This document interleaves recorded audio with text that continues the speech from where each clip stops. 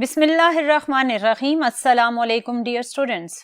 Today again we are going to discuss another important use of the transistor, which is operational amplifier. Operational amplifier is a device which consists of many transistors and resistors and it can perform multiple operations. तो चलिए देखते हैं कि operational amplifier आखिर हम क्यों use करते हैं और कहां यूज करते हैं. डियर स्टूडेंट्स, स्टार्ट करने से पहले आप देखें कि लेट्स सपोज आपके पास 2 वोल्ट का एक पोटेंशियल सोर्स है और आपके पास एक बल्ब है जिसे ऑन होने के लिए 9 वोल्ट्स की रिक्वायरमेंट है. तो क्या ये 2 वोल्ट का डीसी सोर्स आपके बल्ब को ऑन कर लेगा? तो ऑब्वियसली आपका आंसर होगा नो. लेकिन अगर हम अपने डीसी सोर्स से बल्ब के बीच में एक ऐसा सर्किट बनाएं जिसमें हम एक स्पेशल इलेक्ट्रॉनिक डिवाइस कनेक्ट करें, तो ये इलेक्ट्रॉनिक डिवाइस आपके इस नामुमकिन को मुमकिन बना देगी और वही 2 वोल्ट का सेल आपके बल्ब को 9 वोल्ट दे देगा और आपका बल्ब ऑन हो जाएगा. ये आखिर कौन सी डिवाइस हमने कनेक्ट की जिसने 2 वोल्ट को 9 वोल्ट के काबिल बना दिया? ये डिवाइस कहलाती है ऑपरेशनल एम्पलीफायर. ये operational amplifier basically multiple transistors और रेजिस्टर्स के कॉम्बिनेशन का नाम होता है. और इनिशियली जब ऑपरेशनल एम्पलीफायर बनाया गया था तो इसे मैथ्स के अंदर मल्टीपल फंक्शंस, मल्टीपल ऑपरेशंस, जिनमें से कुछ के नाम मैं आपको बताती हूं. For example addition, multiplication, subtraction, differentiation, integration, इन सारे प्रोसेस को, इन सारे ऑपरेशंस को परफॉर्म करने के लिए हम ऑपरेशनल एम्पलीफायर की हेल्प लेते थे क्योंकि इसका काम था ऑपरेशंस परफॉर्म करना, इसीलिए इसे कहा गया ऑपरेशनल एम्पलीफायर. सो यहां से हमें कुछ थोड़ा बहुत आइडिया हो गया कि ऑपरेशनल एम्पलीफायर बेसिकली किस तरह की डिवाइस है. ये वो डिवाइस है जिसमें आप बहुत सारे ट्रांजिस्टर रेजिस्टर्स का कॉम्बिनेशन यूज करोगे और इससे आप मल्टीपल ऑपरेशंस परफॉर्म कर सकेंगे. सबसे पहले जो ऑपरेशनल एम्पलीफायर बनाया गया वो 1964 से 1968 के बीच में रॉबर्ट वेडलर ने बनाया. इसने जो ऑपरेशनल एम्पलीफायर बनाया उसका नाम था 741 इंटीग्रेटेड सर्किट. 741 इसका वर्जन है और क्योंकि इसमें कॉम्बिनेशंस हैं इंटीग्रेटेड सर्किट्स के, सो इसे IC 741 का नाम दिया गया. अगर आप देखें तो इसमें आपको 8 पिन्स नजर आएंगी. ये एक्चुअली 8 पिन्स इस ऑपरेशनल एम्पलीफायर के मल्टीपल इनपुट, आउटपुट और डीसी सोर्स को कनेक्ट करने की ऑप्शंस हैं. तो चलिए देखते हैं कि ये छोटा सा कैप्सूल की शक्ल में नजर आने वाला ऑपरेशनल एम्पलीफायर अपने अंदर क्या कैरी करता है. आप देख रहे हैं कि इस वक्त हमारे पास एक ऑपरेशनल एम्पलीफायर 8 पिन्स के कॉम्बिनेशन के बीच में कनेक्टेड है. इसके ऊपर वाली साइड पर आपको माइनस और नीचे वाली साइड पर आपको प्लस नजर आ रहा है. ये माइनस और प्लस बेसिकली इनपुट पोटेंशियल्स को कनेक्ट करने के टर्मिनल्स हैं. अब अगर आप इसके राइट और लेफ्ट साइड पर देखें तो आपको 4 पिन्स के नेमिंग्स नजर आएंगे.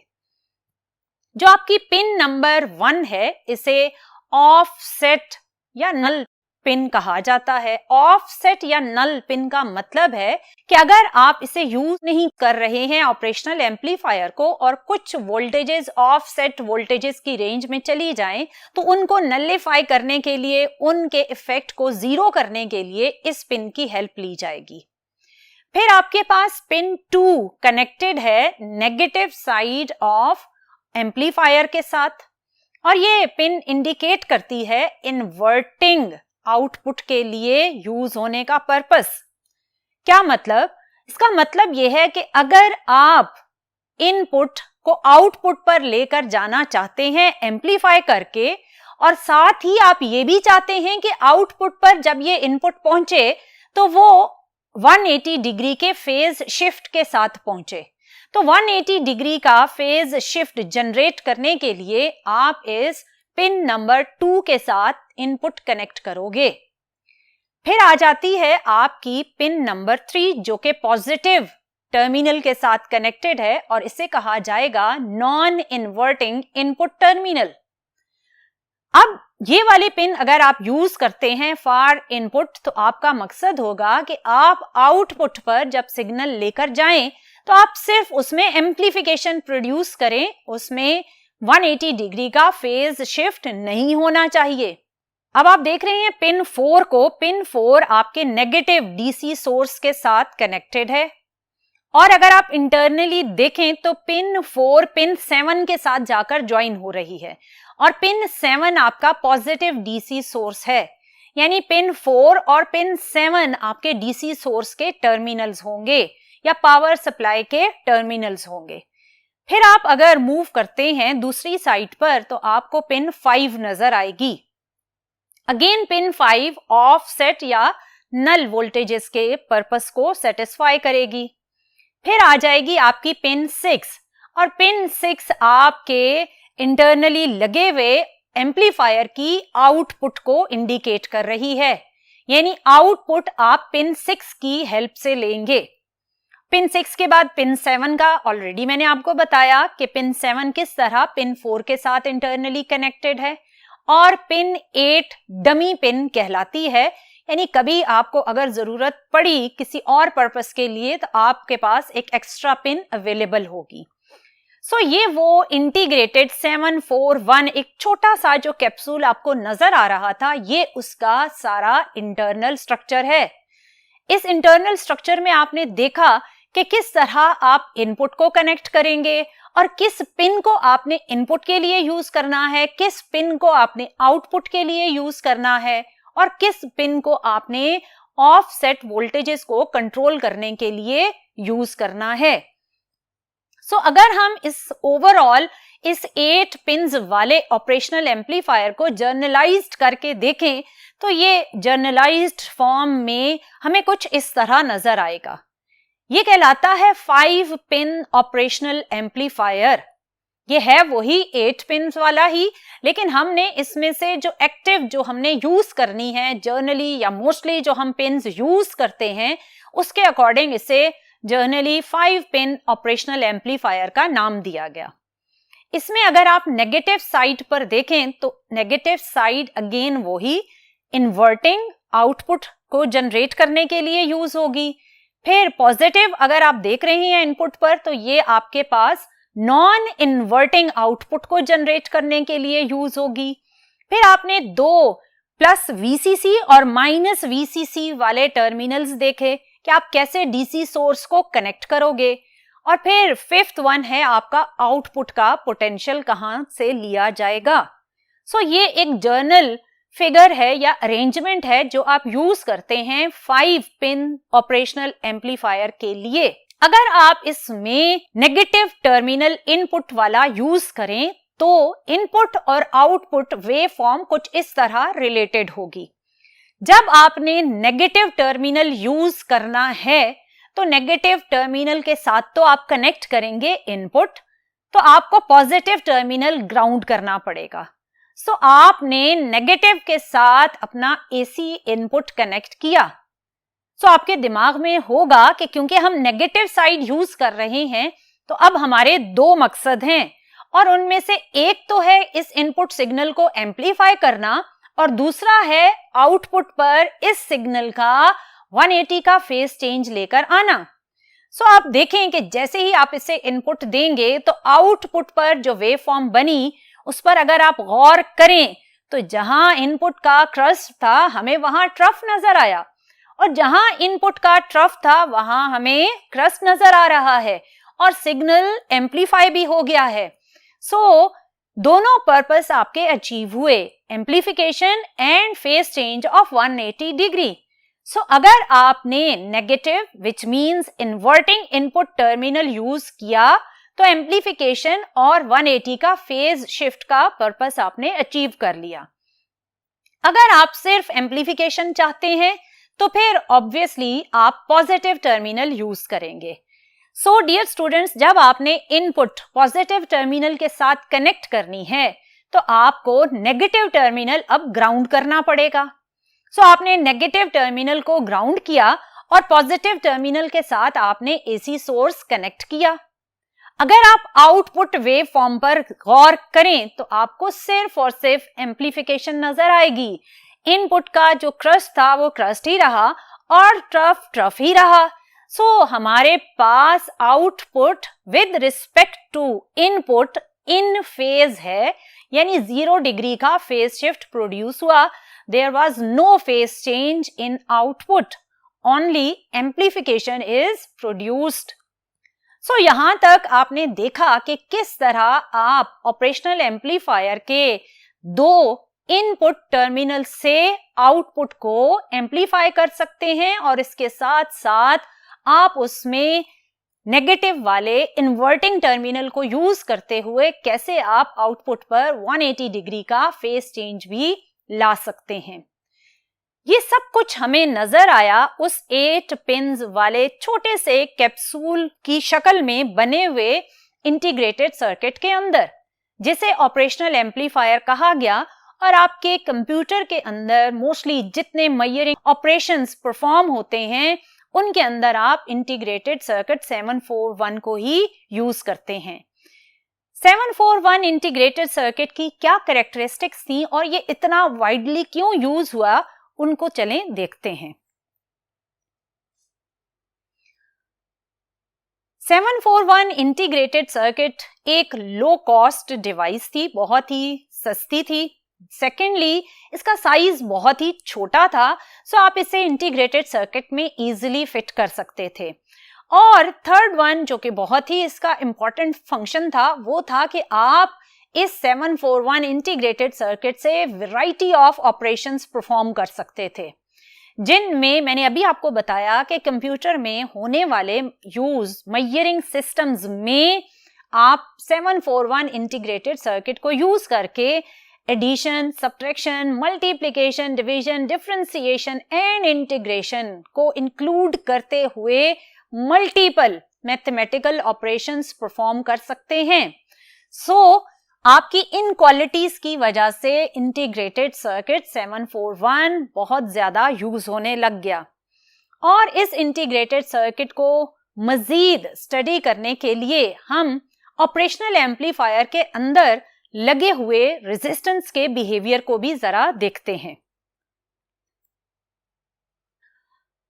अगर आप ऑपरेशनल एम्पलीफायर के रेजिस्टेंस बेस्ड कैरेक्टरिस्टिक्स को देखें तो आप देखेंगे कि आपके पास ये एक जर्नली ऑपरेशनल एम्पलीफायर की डायग्राम है, जिसमें इस वक्त हमने सिर्फ 1, 2 एंड 3 टर्मिनल्स को शो किया है।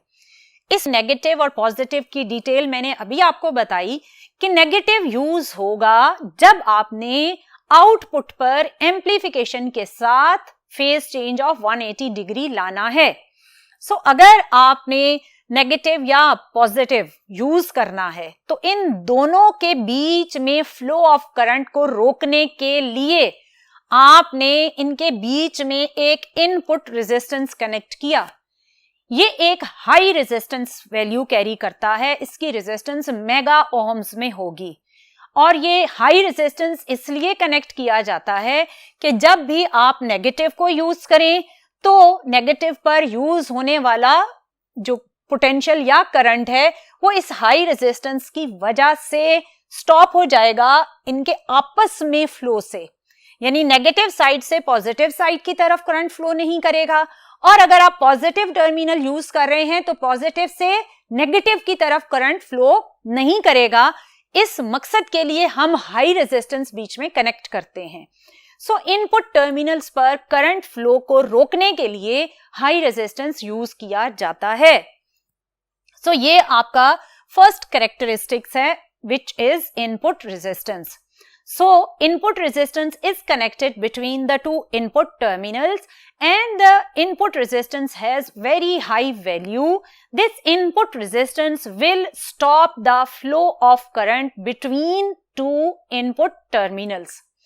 So अब देखते हैं कि आपका आउटपुट रेजिस्टेंस का मीनिंग क्या है.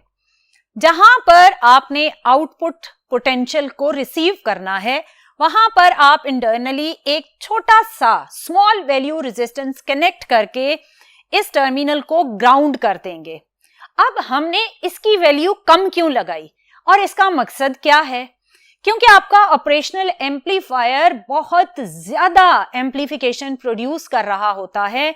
सो अगर हमारा आउटपुट वोल्टेज एम्पलीफाई होकर बहुत ह्यूज वैल्यू रेंज में चला जाए तो अपने सर्किट को सिक्योरिटी प्रोवाइड करने के लिए हम उसे आउटपुट को एक ऑल्टरनेट पाथ प्रोवाइड करते हैं. और ये ऑल्टरनेट पाथ आपके आउटपुट पर आने वाले हाई पोटेंशियल को अगर वो आपकी रिक्वायर्ड वैल्यू से ज्यादा हो गया है तो उस एक्सेस ऑफ पोटेंशियल को आप ग्राउंड करवा देते हैं. यानी एक लो पोटेंशियल का पाथ देकर उस एक्सेस पोटेंशियल को ग्राउंड की तरफ फ्लो करवा देंगे. तो आपका जो ऑपरेशनल एम्पलीफायर है ये सेफ रहेगा और एक्सीड होने वाला पोटेंशियल आपके सर्किट को डैमेज नहीं करेगा. सो इसीलिए इस रेजिस्टेंस की वैल्यू बहुत ही कम होती है ताकि आपका जो फ्लो है वो तेजी के साथ हो सके. क्योंकि अगर हम यहां हाई रेजिस्टेंस कनेक्ट कर देंगे तो ऑब्वियसली फ्लो पाथ जो है उसके पाथ में एक हाई रेजिस्टेंस आ जाएगा तो करंट का फ्लो करना मुश्किल हो जाएगा. So for the ease of current to flow towards the ground, we will put a small resistance at the output terminal. अब अगर देखें तो आपका एक important title है that is open loop gain. Open loop gain का मतलब ये है कि आपने जो operational amplifier बनाया उसके अंदर built in जो चीजें लगी हुई हैं which means input inverting terminal, input पर जो आपका नॉन इन्वर्टिंग टर्मिनल है और ये आउटपुट है, इसके बीच में ट्रांजिस्टर्स कनेक्टेड हैं, रेजिस्टेंस कनेक्टेड हैं. इन सारी जो बिल्ट इन इसके अंदर चीजें कनेक्टेड हैं उनकी वजह से इस पूरे ऑपरेशनल एम्पलीफायर का आउटपुट पर जो लूप गेन है, जैसे ओपन लूप गेन आप कह रहे हैं या पोटेंशियल गेन आप कहेंगे, वो कितना है. ओपन लूप गेन इसलिए कहा गया कि अभी आपने इसके सर्किट में एक्सटर्नली कुछ भी कनेक्ट नहीं किया. इसके सारे इनपुट टर्मिनल्स, आउटपुट टर्मिनल्स सारे ओपन हैं इस वक्त, इसलिए ये कहलाएगा ओपन लूप गेन. और अगर आप एक्सटर्नली इसके साथ डिवाइसेस कनेक्ट कर देते हैं, सोर्सेस कनेक्ट कर देते हैं, तो फिर वो क्लोज लूप गेन बन जाता है, ओपन लूप गेन नहीं रहता. So open loop gain calculate करने के लिए हम जो फार्मूला यूज करते हैं that is AOL. OL stands for open loop और A आप सिंबल यूज करते हैं गेन के लिए. So AOL stands for open loop gain और ये वोल्टेज गेन है तो obviously output voltage to input voltage का आप रेशो लेंगे. इसमें आपने जो आउटपुट वोल्टेज थी वो थी आपके पास V आउट और जो इनपुट हैं आपके पास वो दो पोटेंशियल्स हैं, एक है V प्लस और दूसरा है V माइनस. अब इन V out, V plus, V minus की वैल्यूज ओपन लूप गेन में आपने किस तरह कैलकुलेट करनी है ये जरा सुनिए. आपने अगर V out open loop gain में कैलकुलेट करना है तो आप एक वोल्ट मीटर लें और वोल्ट मीटर को आप V आउट वाले टर्मिनल और ग्राउंड के बीच में कनेक्ट कर दें. जैसे ही आप वोल्ट मीटर को V आउट और ग्राउंडेड टर्मिनल के बीच में कनेक्ट करेंगे तो आपको वोल्ट मीटर एक रीडिंग देगा. वो रीडिंग आपके ओपन लूप की आउटपुट वोल्टेज की वैल्यू होगी. इसी तरह अगर आपने इन दो इनपुट टर्मिनल्स के बीच का पोटेंशियल डिफरेंस कैलकुलेट करना है which is V plus minus V minus, तो इसके लिए आप क्या करेंगे कि आप V प्लस और V माइनस जो टर्मिनल्स हैं इनके बीच में आप वोल्ट मीटर कनेक्ट कर देंगे. जैसे ही आप V माइनस और V प्लस के बीच में वोल्ट मीटर कनेक्ट करेंगे तो वोल्ट मीटर की जो रीडिंग होगी वो आपको V plus minus V minus या इनपुट टर्मिनल के डिफरेंस ऑफ पोटेंशियल की वैल्यू बताएगी. सो इस तरह आपने ओपन लूप की इनपुट और आउटपुट की वैल्यूज को फाइंड आउट करके यहाँ पर पुट किया।